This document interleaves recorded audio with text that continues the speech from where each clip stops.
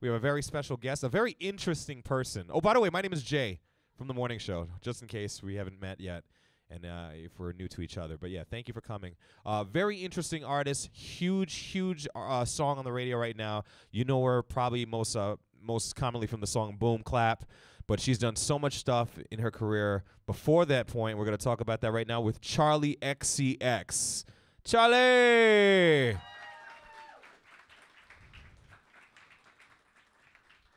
What up, Charli? I'm chilling. Hold on. Let's get you a mic, seat. Ooh. And we'll give you a little fist bump just to say boom. Tight. All right, tight. Charli, welcome to Chicago. Thank you. I wish the weather was a little better. You know, like just missed summer by a couple months. Yeah, bummer. But you've been here before, right? Have you?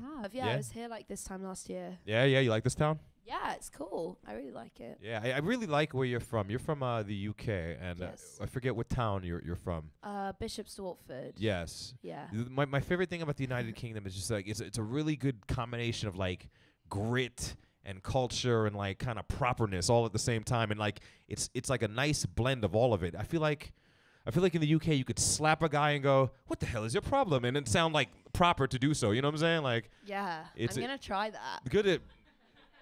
This thing's gonna go in an interesting direction, but nah, awesome. Welcome to Chicago. Thank Anything you. specific about the city that stands out to you? Well, right like? now, definitely the weather. It's insane. I Yeah. feel like I'm in a superhero movie and we're all about to die. Yes, It's kind of cool. yes.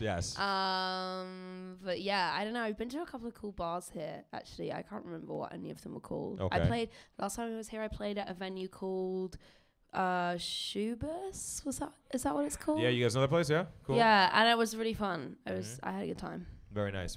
So, very interesting background you have too. First, let's just start with your family. I read that your dad's Scottish. Yes. And your mom is Indian from Uganda. Yeah. That's a incredible mix of stuff going on at home. Yeah. Yeah. Was the food you grew up with all types of mixed stuff, or did you just Well, really? my mum would cook. My mum really liked to cook. My dad's a terrible cook, so Yeah. am I. So she was just like doing her thing, really. So yeah, unfortunately, like I never had any interest in learning to cook. You don't cook at all? No, I'm so bad. I just made a cup of noodles and I got that wrong. So yeah, not where my skill set lies. You're part of like the ramen crew. Ramen. You don't know about? Do you know about ramen noodles? Yeah. What, like, as in you can make it in a cup? Yeah, exactly. The cup of noodles. Yeah. Yeah. I had cup of noodles. That's what's up, man. It was good. But then someone just told me that they take 6 years to digest in Apparently, your body. on the ramen noodles, there's some kind of waxy film that like keeps it preserved. Sick. Yeah, super sick. So I don't know. We can talk about that later, or maybe not talk about it too much. Yeah. But like I was telling everyone before you got in here, your career is one that's really interesting. You're a songwriter. You wrote some really huge hits. Icona Pop's "I Love It," a smash. And Yeah. there was a lot of talk about why that song was given to Icona Pop and why you didn't perform it yourself. Was that a decision, or? Yeah, I spent like 5 years making my first record called True Romance, and then I wrote this song at the end of it called I Love It, which just didn't fit on my album at all. It never really like was part of it. So I knew I didn't want to sing it as like an artist in my own right. And when the girls from Icona Pop heard it, they were super into it, so I was happy for them to have it. But we actually sing together on the record, so. Okay, so your vocals are on. They're nice girls, those two girls. Yeah, I really like them. they're great. They're They've come really here fun. and they performed here before. They're fun. Yeah, good energy. Yeah. And I also read, don't take this as weird, but do you guys see colors when you listen to music? No, you don't, right? Like I can't. You said that when you listen to your music has like a color in your head. I do the same thing. Cool. Absolutely. And I've always thought that your music, like specifically boom clap, if I close my eyes and listen to boom clap, I think like purple. Nice. And like pinks and blacks. Cool, I like With that. a little glitter. You've done your research. I've done my research, right? No, but Yeah. I've always thought that the song had that kind of Thank you. it's not super up tempo like, oh my god, like hey, but it's like cool still. You know what I mean? It has like a cool vibe to it. Yeah. Cool. That's cool. I see it as silver, but I get where you're coming from. Yeah.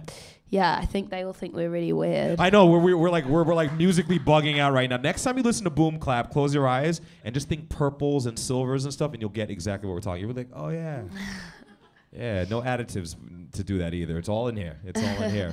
But yeah, besides that, I also read that You say that your style of pop is what they call like darker pop. Is that? I think that's something that was kind of thrown around a lot at the beginning of my career. When I was releasing a lot of music that was darker, I was very like 80s inspired and like also like inspired by The Cure and like Kate Bush and stuff. Right now, I feel like the music I'm making is not so much dark anymore, but definitely has an edge to it. I don't think it sounds like super clean or like shiny like top 40 pop music, you know? I mean, do you think that is unfair to put categories on music or stuff like that? Because I know that with you had about 3 albums and you kind of made a shift from one album to the next, and people were like, oh, why did it change, you know, from the first album, from True Romance and now Sucker? Yeah. There's a different sound. Yeah, I mean, people will always put labels on music. You know, that's what journalists have to do to have music journalist jobs. But I mean, it doesn't so much bother me, the labeling thing, but it's more just like when people expect you to do the same thing over and over again and repeat yourself. Like, that's just not something I'm interested in as an artist or a person. Like, I feel like the best artists were those who continuously pushed boundaries and like changed their sound and therefore had like an influence on the other artists around them, like Bowie or Madonna, you know, like everything was continuously moving and continuously trend setting, you know, in what they did. And I aspire to be like that with what I do. Like, I don't want to make the same record 5 times. It would just be boring for me, you know? The songwriting process to me is amazing because I can't write. I'm musically inclined, like in terms of the sounds, but I can't write for nothing. When you hear these big songs like Boom, Clap, it sounds so simple, but it's awesome at the same time. What's your process? How do you write? Well, I don't really have a process, and I think that's the key. I mean, honestly, like, I really don't know what I'm doing, and I think that for me personally is what works. You know, like, there are people who do really know what they're doing, like Dr. Luke and Max Martin, and it's very formulaic the way that they write songs.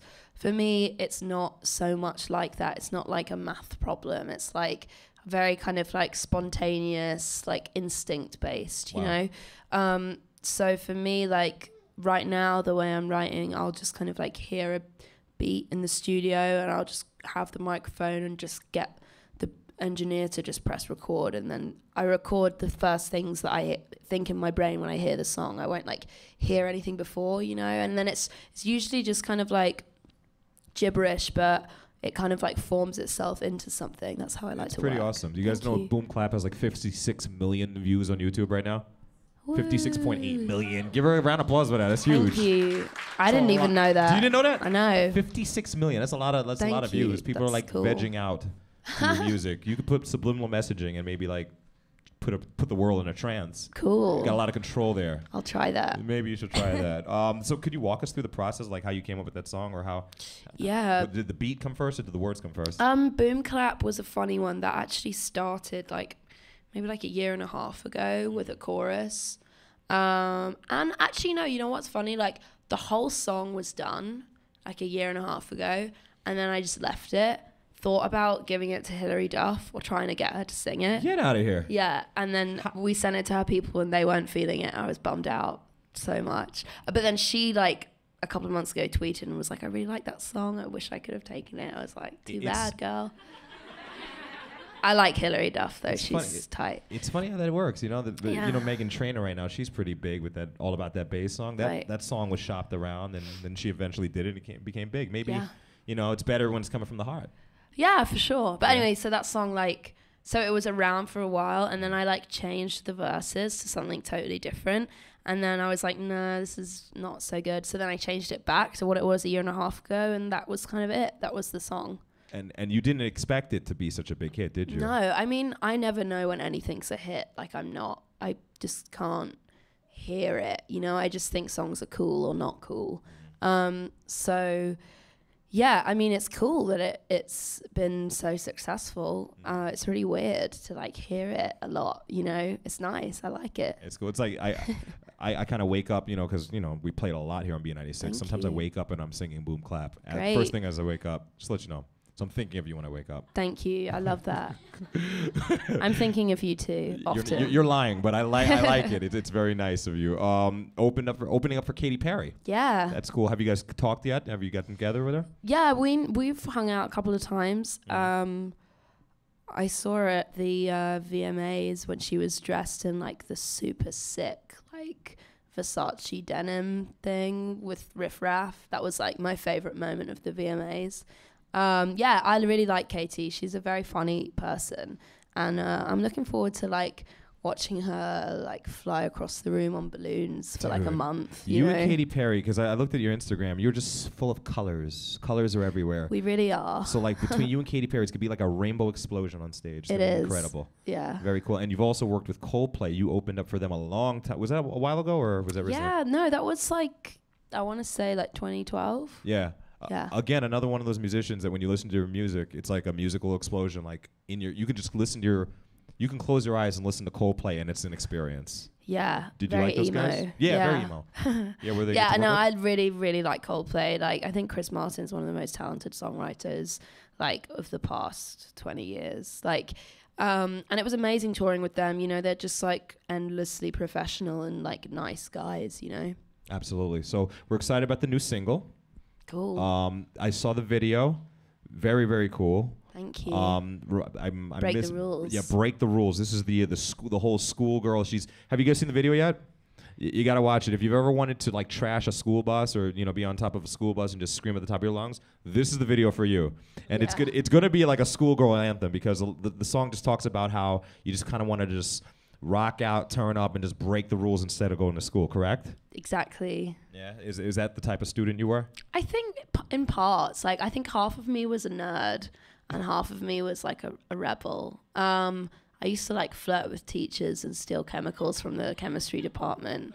There are strict rules in this country about that. Maybe in the UK that can work, but no, there were strict rules then. It was very, very like PG. Okay, yeah. That's cool. That's cool. All right. Well, teachers, watch out for the Charli XCXs in the world. My last question for you is, I'm sorry. I gotta protect my boys out there. Got you. What does XCX stand for? Where do we get Charli XCX? You're Charlotte. Yeah, but everyone calls me Charlie. But the XCX stands for Kiss Charlie Kiss, and that was my like MSN like screen name when I was younger. Very cool. I haven't heard MSN in years. Yeah, it actually, it was like really traumatic for me. Like the day I put my first album out, it closed down. It was like a sad day. Wow. Yeah. Wow, my screen name on MSN was like Jeep 570. That wouldn't have worked for a radio name. You got the better half of that. All right. Thanks. Yeah. Very nice. We love the music. Thank you. We're excited about all the new stuff, and you're gonna rock out tonight here in Chicago. Yeah. You're at the Lincoln Hall. Yes. All right. So big up to anyone who's going to that. This is Miss Boom Clap herself, Charli XCX. Make some noise for my girl. Thank you. Cool.